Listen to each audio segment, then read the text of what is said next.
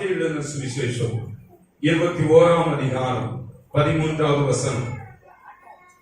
என்னுடைய வீடு ஜெப வீடு. எல்லாருக்கும் ஒரு வீடு இருக்கு. வீடு இருக்கா இல்லையா? உங்க வீட்டை யோசிங்க. வாடகை வீட்டுல இருக்கலாம், போகி வீட்டுல இருக்கலாம், சொந்த வீட்டுல இருக்கலாம். ஆனா உங்களுக்கு வீடு இருக்கு. அது உங்க வீடு. அங்க நீங்க பேசிட்டு இருப்பீங்க, அங்க தமாஷ் அடிப்பீங்க, சிரிப்பீங்க, சீரியஸா இருப்பீங்க, கோவப்படுவீங்க, சண்டை போட்டுக்குவீங்க, சமைப்பீங்க, சாப்பிடுவீங்க, தூங்குவீங்க. அது உங்க வீடு.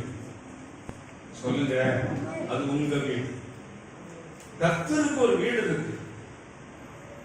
கர்த்தருக்கு ஒரு வீடு இருக்கு. நல்லா கவனிங்க. அந்த வீடு தேவனுடைய ஆலயம். ஆமென் சொல்லுவோமா? அது என்னுடைய வீடு.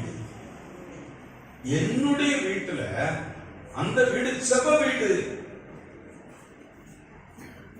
அந்த வீடு கெத்சேமனை போன்ற கதறல், ஜெபிக்கிற, பெருமூச்சு விட்டு அழுகிற, கதறி தேவ சமூகத்தில் நிற்கிற வீடு.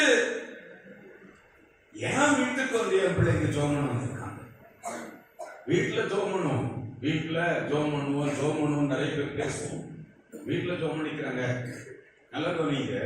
உங்க வீட்டுல ஜோம் பண்றதுக்கும் என் வீட்டுக்கு என் பிள்ளை வந்து என்ன தேடி வந்து என்கிட்ட பேசுறதுக்கும் வித்தியாசம் இருக்கு. சொல்லுங்க. அல்லேலூயா. இது யாருக்கு வீடு? கட்டடத்தை பார்த்து இப்படிதான் இருக்குமா அப்படி பார்க்காதீங்க. இந்த இடத்துல நம்ம கூடி வந்திருக்கிற இடம் இது அவருடைய வீடு. இங்க ஜெபிக்க வந்த ஜெபத்திற்கு கர்த்தர் பதில் சொல்லுகிறார். கவனிப்போமா? வாசிங்க. சங்கீதங்களின் புத்தகம் 132 சங்கீதம் 13-14 வசனங்களை வாசிப்போம்.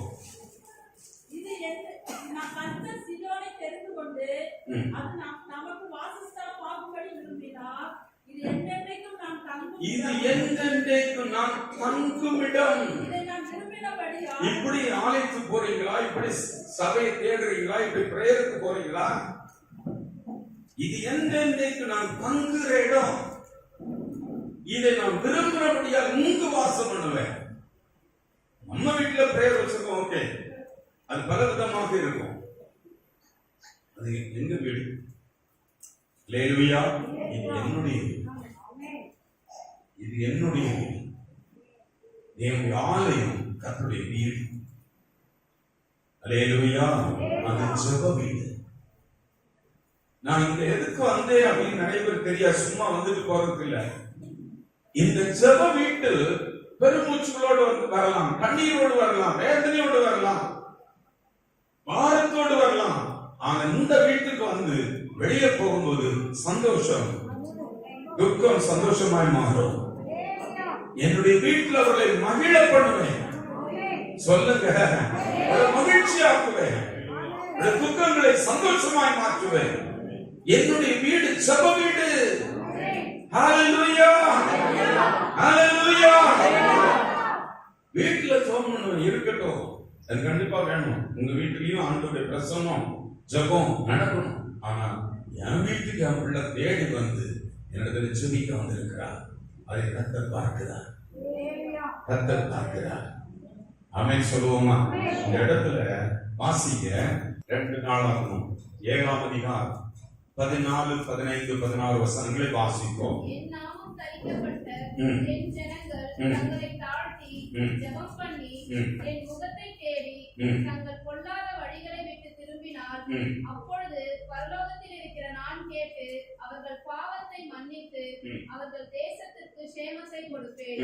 இந்த ஸ்தலத்திலே செய்யப்படும் ஜெபத்திற்கு, இந்த ஸ்தலத்தில் ஜெபம், கவனிக்கிறீங்களா?